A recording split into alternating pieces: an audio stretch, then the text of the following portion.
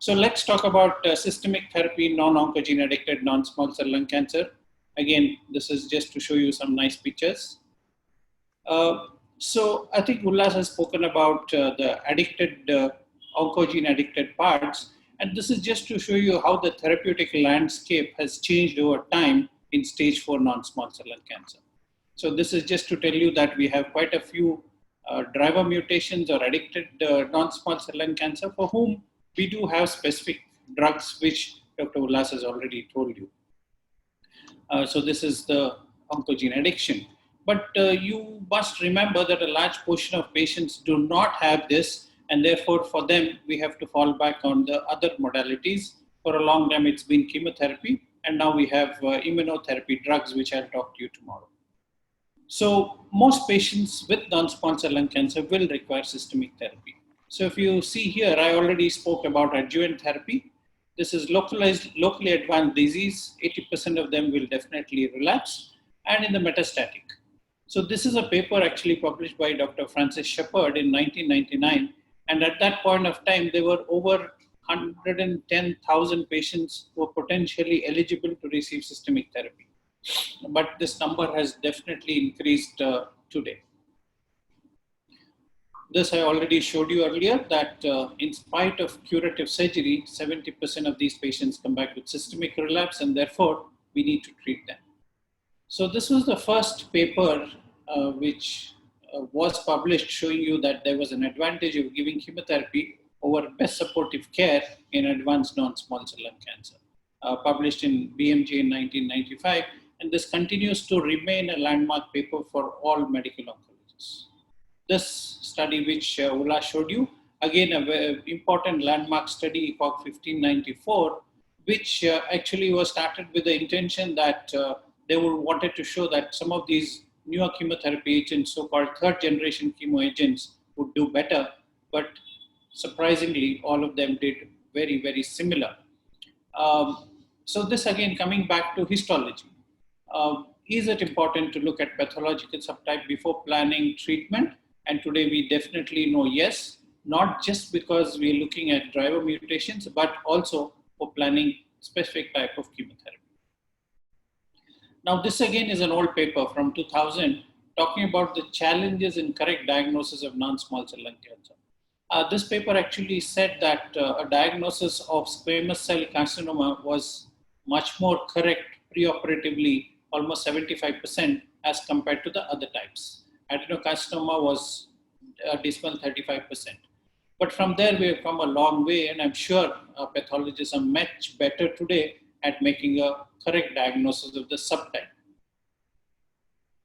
So this again is talking about the correct diagnosis, showing again that it is important today. At those times, it was just important for us to know whether it was small cell or non-small cell, because the types of chemotherapy are different for those two. But today we know that even in non-small cell, we need to know the different histopathology types, because specific chemotherapy drugs work better in specific histology types. I will show that to you as we go along. So this is a paper which was again published quite some time back, which looked at histology as a prognostic or predictive factor. And this was a 25-year literature review of chemotherapy in non-small cell lung cancer. 10 studies showed weak association of histology and chemotherapy, but seemed that chemotherapy did better in non-squamous. In 1980, cisplatin plus VP16 versus 4 drugs were compared. And this showed that 4 drugs were slightly better in squamous and marginally better in adenocarcinoma. This is looking at the response rates. And just to tell you again, this was 1980. You must remember that. Then came this drug called pemetrexed, which was one of the first so-called targeted chemotherapy agents. And this was the first study, the JMDB study, which looked at comparing pemetrexed cisplatin versus cisplatin and gemcitabine. And this was in a randomization of 1:1. And a lot of things were learned from this study, because they found initially the pemetrexed arm developing toxicity, and they soon realized that this toxicity could be decreased by prophylactically giving them vitamin B12, folic acid, and dexamethasone. So a lot of things were learned from this study. To show you the overall survival advantage was very similar in both arms. But when they started looking at the histology subtype, they found that the pemetrexed arm was doing much better in the non-squamous histology as compared to gemcitabine, and gemcitabine was doing better in the squamous histology. So this was one of the first studies that showed us that histology played an important part in the type of chemotherapy agent that you choose to give. So again, this was from a retrospective analysis of comparing pemetrexed versus docetaxel, showing you that in non-squamous, pemetrexed was doing better, and in squamous, it was very, very similar. So pemetrexed and docetaxel seem to have very similar activity in squamous, whereas in non-squamous, pemetrexed was better. So they started trying to see why this was so, and they looked at the target for pemetrexed, which was thymidylate synthetase, and they realized that the amount of this enzyme was much, much higher in squamous cell carcinomas, and the therapeutic doses of pemetrexed that we use was inadequate to suppress this enzyme, whereas in adenocarcinomas, as you can see in the slide, the levels were much lower, and pemetrexed in the therapeutic doses that we use was able to suppress this and bring about cell death. So we now had an answer as to why this was working better. This is looking at the thymidylate synthetase expression, gene expression in lung cancer. And as you can see here, this was low in adenocarcinomas, and therefore pemetrexed was working better. So this was actually learning again for us, telling us that genomic profile is important to understand why this drug is working better. So soon we had this hypothesis being answered by 3 different studies, all showing us the same thing. And in fact, the last study, JMEN study, looked at use of pemetrexed in the maintenance therapy as well, of which I'll touch upon a little later. So histology did not seem to be a predictor of overall survival for either antimicrotubule drugs or gemcitabine-based therapy, whereas it was important for pemetrexed-based therapies.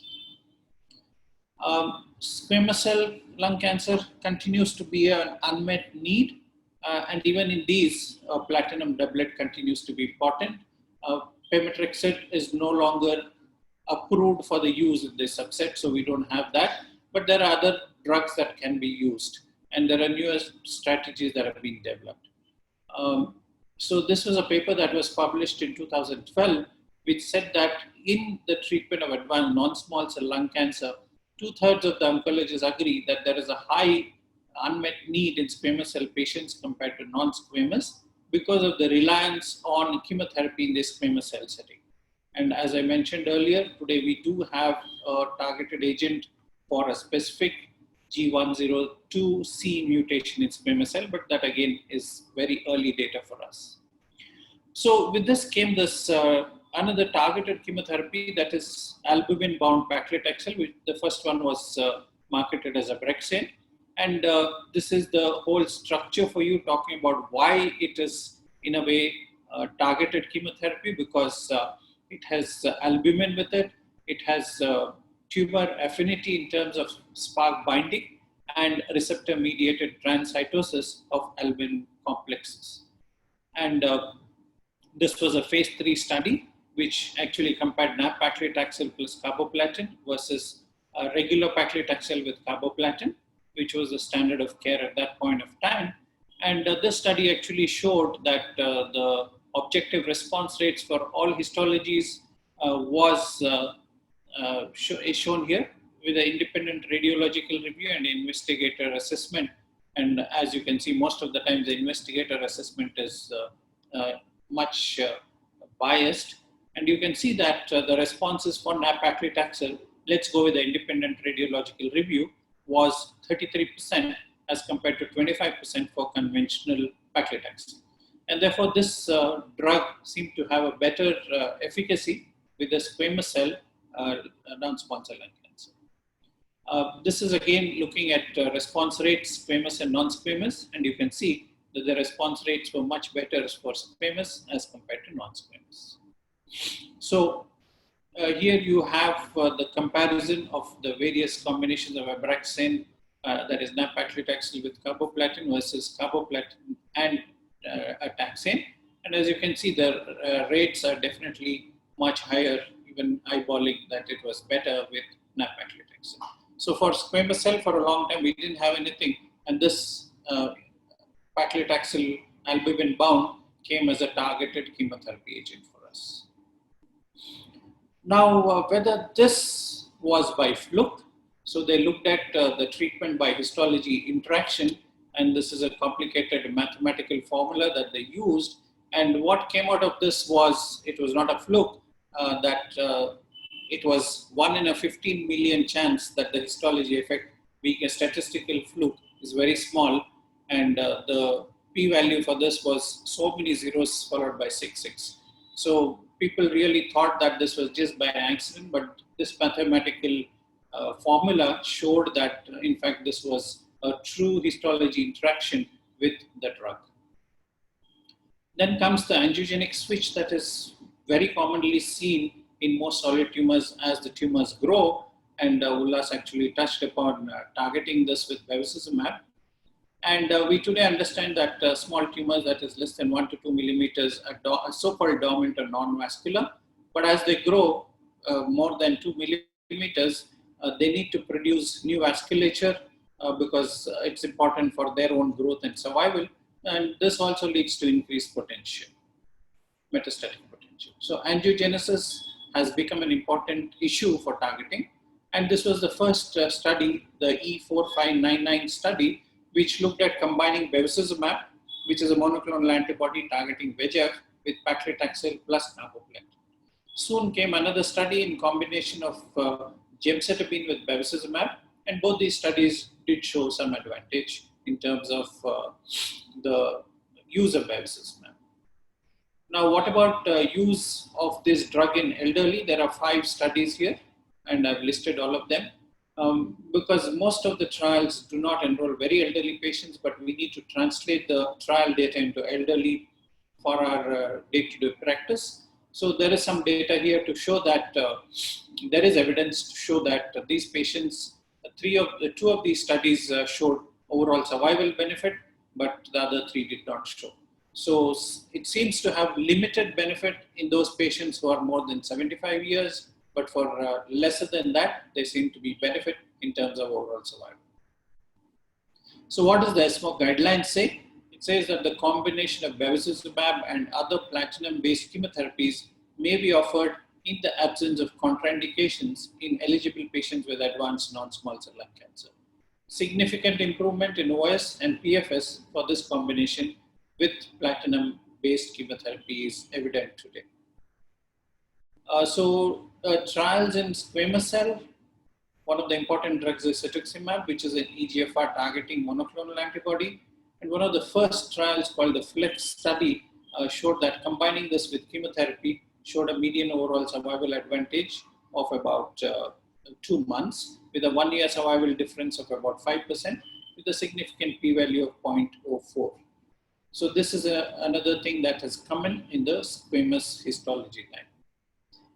Again, this is showing you more data from the same FLEX study in terms of response rates, PFS, and time to treatment failure. Now, there are several other studies looking at this drug cetuximab with various other chemotherapy agents, and I've just listed here. Although it is not a very popular drug to be used, we do have this as an option. The other monoclonal antibody that came in targeting EGFR was necitumumab. And this was initially used in this particular study called SQUARE, which showed that they could combine it with gemcitabine and platinum. And this is a schema for you.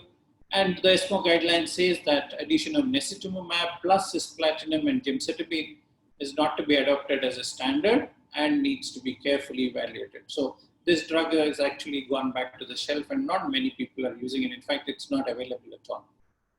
So we have a drug in India called nimetuzumab, and this again is a EGFR targeted monoclonal antibody. It's approved for use in head and neck cancers, and this is the structure of nimetuzumab for you. We actually did a study quite some time back combining docetaxel with this nimotuzumab. This was a study which was planned and executed before the times of EGFR and other driver mutations known. And we showed that the response rates with the monoclonal antibody with chemotherapy was 60% as compared to just chemotherapy arm, which was about 40%. And we also saw that in a subset of the squamous cell histology, this drug was working much better. And we subsequently published this paper in 2014. So squamous cell continues to be an unmet need, and I've shown you some evidence of some of these drugs that may be useful in this particular histology. So that was in the first line. Let's look at what we have to offer these patients in the second line, because most of these patients will progress with first line or experience unexplained toxicity, and which you cannot continue with the same drugs. So docetaxel was the first drug which was approved for second line, and this continued for quite some time. But then came in pemetrexed, which had very similar activity as docetaxel, but in terms of the toxicity profile, this was much better, and therefore people started using pemetrexed as second line in place of docetaxel. Then came in this drug called nintedanib, which is a VEGF blocker again, and this is one study which I've put showing you that combining it with docetaxel has an advantage in terms of its activity, as shown by this graph. What does the ESMO guidelines say? Because most of us do follow ESMO or NCCN. Docetaxel plus nintedanib is a treatment option for patients with adenocarcinoma progressing after previous chemotherapy or immunotherapy. And the use of immunotherapy in second line versus nintedanib is a debate for another day. The other drug, ramucirumab, this was again for second line, shown in combination with docetaxel, showing you that this did show advantage in terms of overall survival and progression-free survival. And so we have this drug again being a useful adjuvant in your armamentarium for second line therapy. So what does ESMO guidelines say? That this is an option for patients progressing after previous chemotherapy or immunotherapy, but the PS has to be good. Now, what is the role of TKIs in second line? There's some data to show in unselected patients, but we now have so many other options that these will take a backseat. So erlotinib for a long time has been used in second and third line, but now, as I said, because of several other agents that are available, this may not be a preferred choice today. Now, a word about maintenance therapy. The definition of maintenance is that it's an uninterrupted continuation of therapy for patients who have not progressed after first line chemotherapy, by which I mean that they have stable disease or partial response. And the factors that we need to consider are listed here as to what is the toxicity, what is the response, and the preference. So maintenance can be considered as continuation or switch maintenance. And the paradigm of maintenance therapy is shown here, that patients who continue on first line definitely take a break. And once they progress, we look at second line. But excuse me, this is not a therapeutic concept. It's essentially enforced by the cumulative toxicity of the platinum-based chemotherapy that we give. But we need to remember that up to 50% of these patients, once they have a break from treatment, do not necessarily going to receive a second line because they rapidly progress and the performance status deteriorates. And this is again several studies showing you that more than 50% of these patients are not going to receive second line chemotherapy. So this is again showing you that 46% of these patients may not go in for second line therapy because 17% of them die before decision is made. 29 patients only receive best supportive care because of various reasons. And this is important to remember because the window of opportunity is lost here.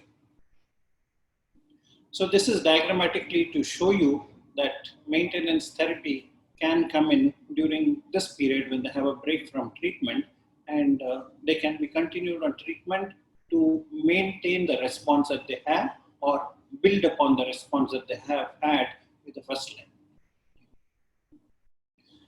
So the key objectives is to delay disease progression, prevent symptom deterioration, maintain performance status, increase overall survival, especially because we have safe drugs. What about chemotherapy in the elderly?